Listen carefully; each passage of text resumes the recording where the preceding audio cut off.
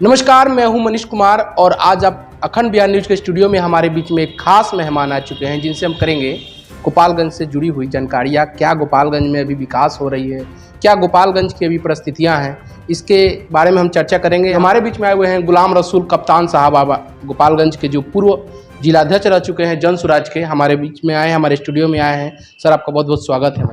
बहुत बहुत धन्यवाद आपका भी मनीष जी, आपने मुझे बुलाया, ये मौका दिया, इसके लिए मैं शुक्रगुजार हूँ आपका। तो सर, गोपालगंज में आप विगत जिलाध्यक्ष रहे हुए हैं, गोपालगंज की समस्याओं से रूबरू हो रहे हैं, तो जो जन स्वराज का अभियान है अभी जो चल रहा है, क्या उद्देश्य है जन स्वराज के अभियान का? देखिए, जन स्वराज अभियान का मुख्य उद्देश्य है बिहार को बेहतर और समृद्ध बनाना। इसका लक्ष्य है कि समाज के योग्य लोगों को एक प्लेटफॉर्म दिया जाए और उस प्लेटफॉर्म के माध्यम से हम बिहारियों की जो दशा है और दिशा है इसको बदला जाए। मुख्य उद्देश्य हमारा यही है। तो जैसे जन स्वराज है, विगत कई दिनों से जो प्रशांत किशोर जी हैं लगातार दौरा किए थे बिहार में उन्होंने लोगों तक पहुंचा था, तो क्या उद्देश्य रहा है कि जो अगला आने वाला विधानसभा चुनाव है, क्या उसमें आपके कैंडिडेट आएंगे बीच में, लोगों के बीच में, क्या ऐसी कुछ तैयारियां चल रही हैं? बिल्कुल, बहुत अच्छा सवाल किया आपने, और मैं आपके माध्यम से, आपके चैनल के माध्यम से पूरे बिहार वासियों को बता दूं कि आए दिन आप लोग सोशल मीडिया के माध्यम से सुनते होंगे कि प्रशांत किशोर जी का कहना है कि 243 मतलब 243, 242 नहीं। हमारे पार्टी की घोषणा 2 अक्टूबर को होने वाली है और हमारा प्रयास है, हमारी तैयारी चल रही है कि हम 243 विधानसभा क्षेत्रों पे अपने प्रत्याशी को उतारें। और सबसे बड़ी बात है कि वो प्रत्याशी आपके और हमारे बीच का होगा। वो किसी एमपी एमएलए का बेटा नहीं होगा, भाई नहीं होगा, पत्नी नहीं होगी, बहू नहीं होगी, मतलब कि किसी एमपी एमएलए के खानदान के लोग नहीं लड़ेंगे। आपके और मेरे जैसे मनीष जी जो लोग हैं वही नए चेहरे होंगे, जो नए। जी बिल्कुल बिल्कुल बिल्कुल।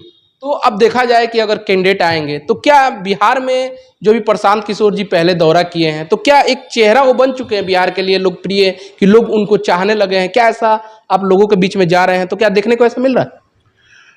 मैं मनीष जी आपको बताऊं कि प्रशांत किशोर जी अक्सर अपनी सभाओं में कहते हैं कि बिहार के लोग जो कुर्ता के ऊपर जो लोग गंजी पहनते हैं उन्हीं को अपना नेता मान लेते हैं।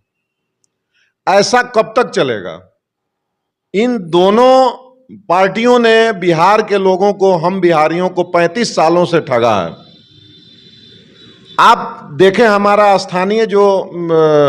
स्थानीय जो मुद्दे थे, हमारे यहाँ जो शुगर फैक्ट्रियां थी, डालडा फैक्ट्री थी, कूट फैक्ट्रियां थी, उन सारे फैक्ट्रियों को इन दोनों लोगों ने बंद कर दिया।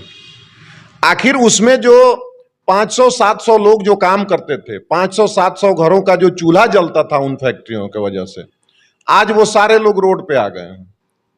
तो ये किस तरह का विकास है और कैसा विकास है कि फैक्ट्रियां बंद होते जा रही हैं और हमारे यहाँ के जो पढ़े लिखे नौजवान हैं वो दूसरे प्रदेशों में जाते हैं 10,000 12,000 की नौकरी के लिए।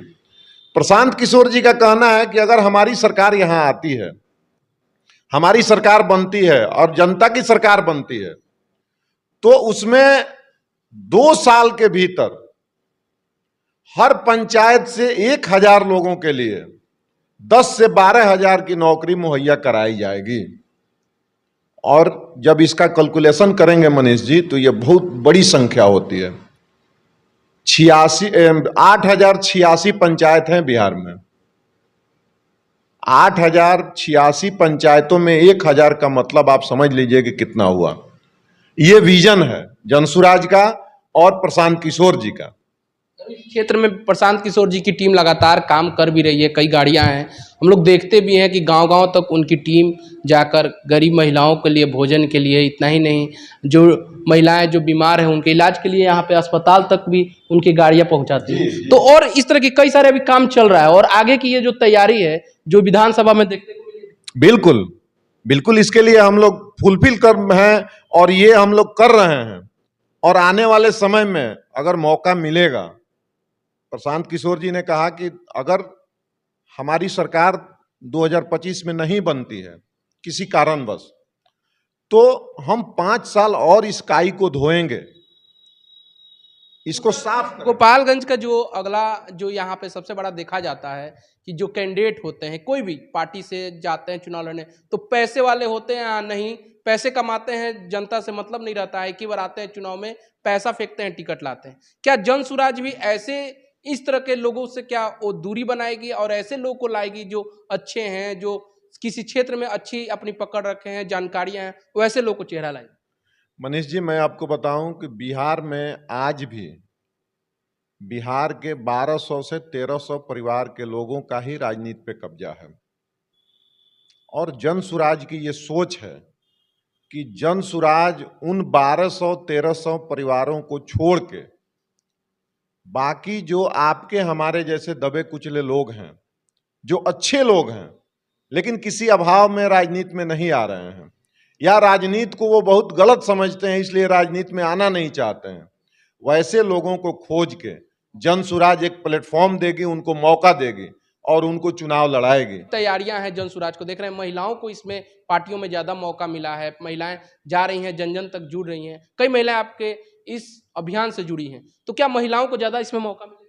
बिल्कुल। हमारी अभी 9 तारीख को, पिछले 9 तारीख को हमारी प्रदेश कार्यकारिणी की बैठक थी पटना में, और उसमें ये तय पाया, सभी लोगों ने एक आवाज में यह तय किया कि हर पार्लियामेंट सीट से एक महिला कैंडिडेट होगी। मतलब 40 अगर पार्लियामेंट सीट हैं तो बिहार के 40 सीट पे महिला कैंडिडेट को लड़ाया जाएगा, ये एकदम निश्चित है। इससे ज्यादा हो सकता है, इससे कम नहीं हो। जाते जाते हमारे दर्शकों को क्या कहिएगा? पार्टी से जुड़े कोई जुड़ना चाहता है या अपना चेहरा चाहता है कि हम समाज हित में काम करें, तो कैसे आपके साथ जुड़ सकते हैं, क्या कहिएगा? मैं खासकर नौजवानों से यह अपील करना चाहता हूं कि ये एक बहुत अच्छा मौका है, बहुत अच्छा मौका है। हमारे पूर्वजों ने आजादी की लड़ाई लड़ी, आज हम गर्व से सीना ठोक के कहते हैं कि हमारे पूर्वज, हमारे बाप, हमारे दादा स्वतंत्रता सेनानी रहे हैं। 1977 के जेपी आंदोलन में जिन लोगों ने सहयोग किया, उनके परिवार के आज भी लोग कहते हैं कि हमारे पिताजी या हमारे चाचा, हमारे दादा जेपी आंदोलन में इस देश में जो निरंकुश एक सरकार आई थी उसके खिलाफ उन्होंने लड़ाई लड़ी थी। तो मैं खासकर नौजवानों को आह्वान करना चाहता हूं कि ये एक मौका है उनका भी इतिहास में अपना नाम दर्ज कराने का। इस अभियान से जुड़ें और इतिहास में अपने आप को अमर करें। इतिहास जब लिखा जाएगा बिहार में बदलाव का, तो उस वक्त उनका नाम जो है वो स्वर्णिम अक्षरों में लिखा जाएगा कि इन्होंने इस बिहार राज्य में जो 28वें नंबर पे था, सबसे पिछड़े राज्यों में था, उसको अग्रणी राज्यों में लाने के लिए इन लोगों ने अपना कंधा लगाया था। गोपालगंज का आप दुर्भाग्य कहेंगे कि 3 यहाँ मुख्यमंत्री रहे, फिर भी गोपालगंज का विकास नहीं हो पाया, जबकि इतना यहाँ विकास होना चाहिए। मैं आपको बताऊं मनीष जी, वो लोग पैदा गोपालगंज में जरूर हुए, लेकिन काम गोपालगंज में उन लोगों ने नहीं किया।